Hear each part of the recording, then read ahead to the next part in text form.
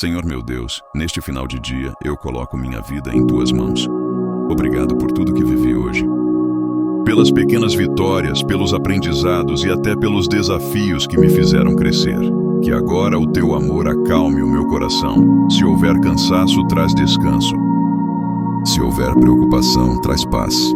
Se houver medo, coloca fé. Cuida do meu lar, da minha família e de todos que amo. Que nenhum mal se aproxime, que nenhum pensamento ruim permaneça e que a tua luz seja a minha companhia nesta noite. Renova minhas forças para o dia de amanhã. Que eu acorde com esperança, ânimo e direção. E que durante a noite, o Senhor cuide dos meus pensamentos, trazendo paz ao meu coração e descanso à minha alma. Que eu sinta tua presença me envolvendo em amor. Boa noite, Senhor. Eu descanso em ti.